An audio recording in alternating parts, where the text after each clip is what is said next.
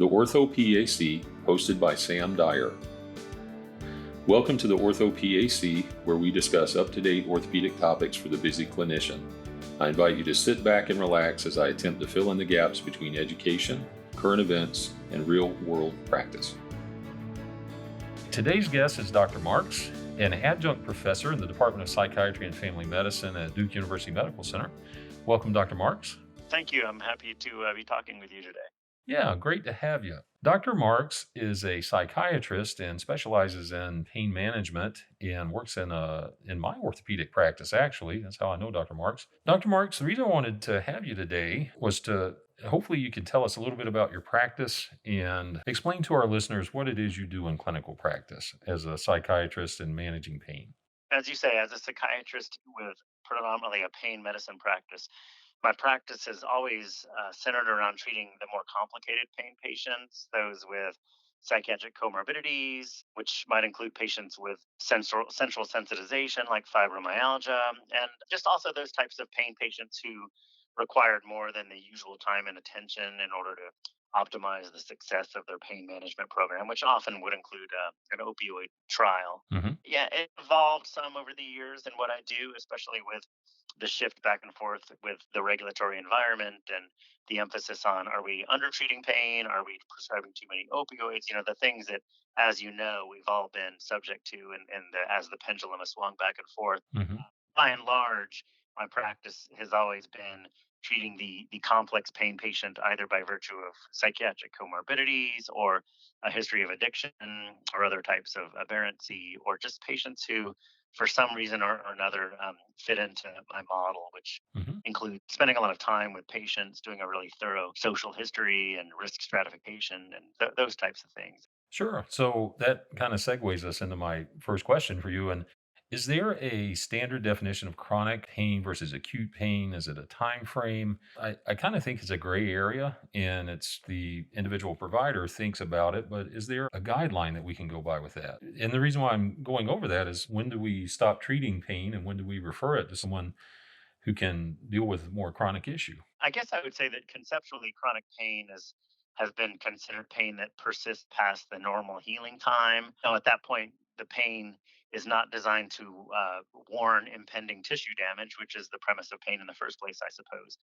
Essentially, after normal nociception has returned, if a patient still has pain, then we tend to think of that as chronic pain. And in terms of time frame, you'll hear different definitions: 3 months, 6 months. But by and large, chronic pain is the pain that we know of that continues long after the injury is healed or the post-op period is essentially over. Hmm. As you know, it's a pretty frequent condition. It's probably something like 20% of people worldwide, maybe 20% of visits to clinicians relate to some type of chronic pain condition. Sure, absolutely. And in orthopedics, obviously, there is a lot of people that have pain. So it's just part of the game. And unfortunately, people still have pain, and we have to have resources to help treat them. It's very difficult to do that as an individual clinician with all of the political environment and the way things are these days. So, really glad that we have you on to talk about things.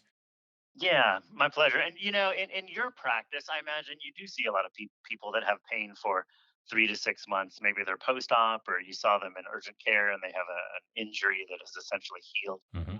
Interestingly, in my world, I tend to see people that have had pain for years, and so that it's interesting that you bring up the definition. But I imagine for if your listeners are largely ortho-PAs, then they may want to put a lot of thought into, is this now entering the chronic pain realm versus treating an acute pain syndrome?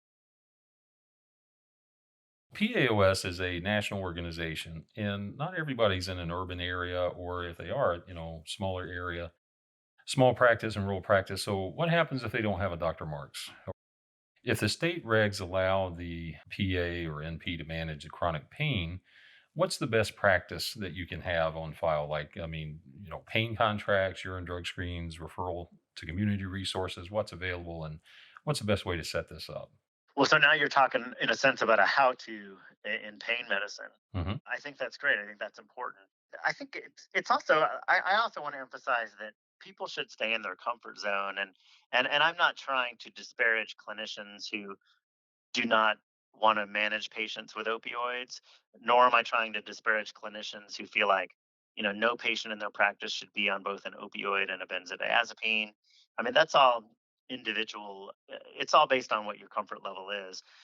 Now, obviously you increase your comfort level by experience and training. And I guess I would point people who wanted a basic education on pain medicine to some of the even earlier publications. There was a couple publications about the 4 A's of pain medicine. I want to say that was from Steve Pasek, Passick.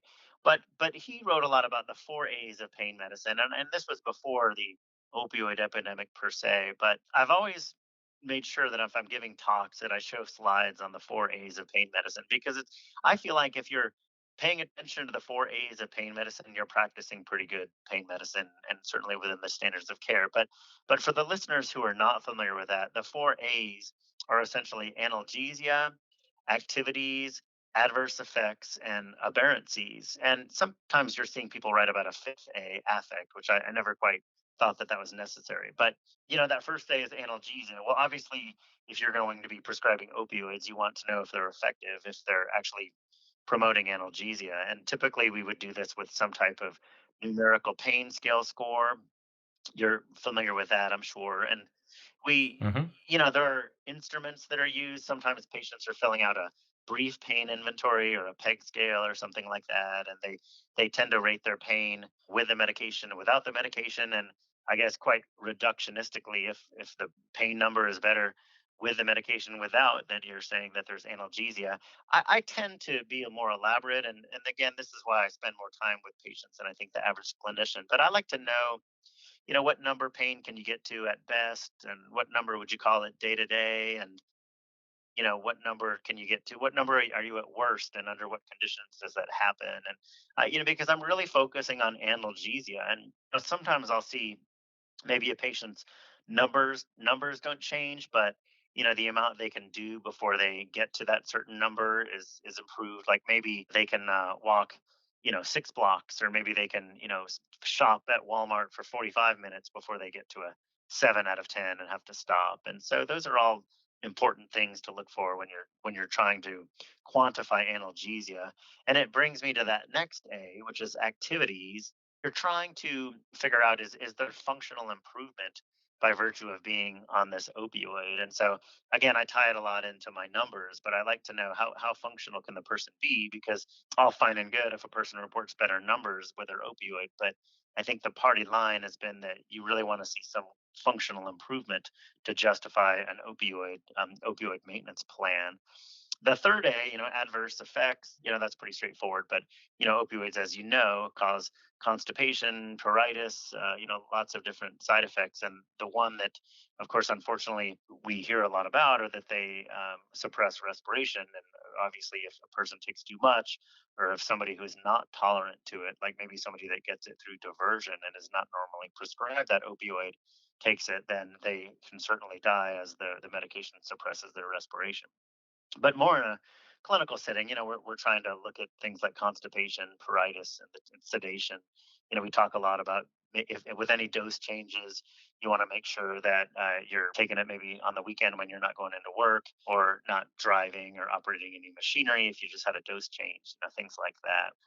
And then that fourth A, which we spend a lot of time on, is aberrancies, aberrant behaviors. And those are those behaviors like, well, doc, I accidentally spilled half my bottle down the sink, or my bottle got stolen because I had a plumber come into my house, or I left them on the dashboard of my car and somebody stole them. Or, well, doc, I know you only told me to take 3 a day, but my pain wasn't doing well, so I really needed to take 6 a day.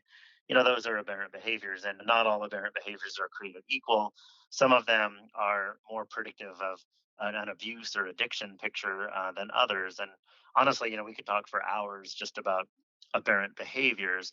But what the premise is in pain medicine is that you're following analgesia, activities, adverse effects, and aberrancies. And to continue a patient on an opioid, you have to feel like there is improvement in pain or analgesia, improvement in functionality and activities, the adverse effects are tolerable, and that if there are any aberrancies, that they're dealt with, and that they don't that the aberrant behaviors are not creating a situation where the risks outweigh the benefits.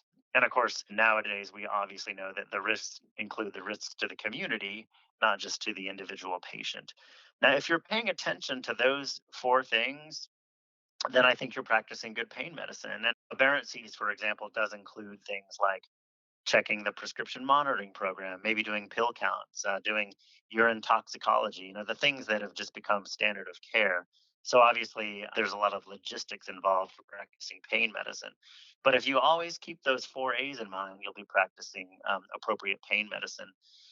There's a few other standards of care that have emerged. I brought up risk stratification as important. If you're prescribing opioids if you're embarking on a opioid treatment plan with a chronic pain patient, and you haven't thought about and documented some level of stratifying their risk, then that's a little bit of a problem.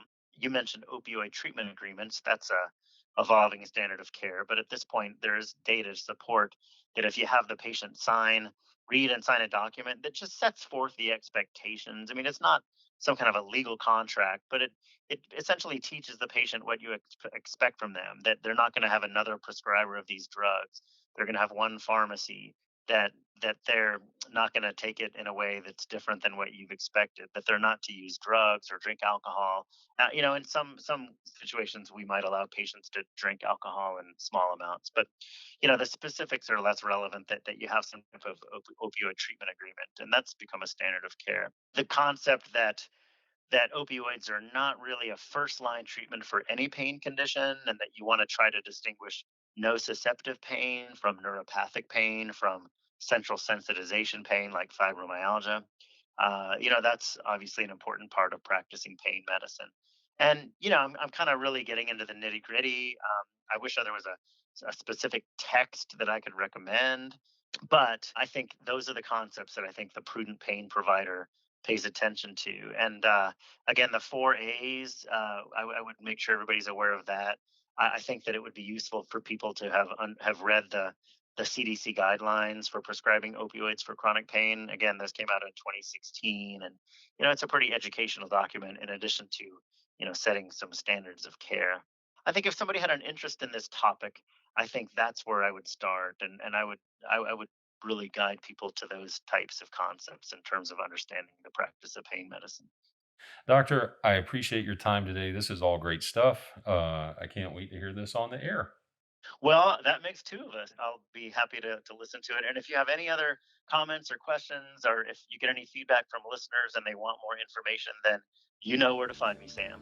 Absolutely. Dr. Marks, thank you for your time. My pleasure. Thank you for joining the OrthoPAC podcast. Please follow the Physician Assistants in Orthopedic Surgery on social media. Connect with us on Facebook, Instagram, LinkedIn, and Twitter.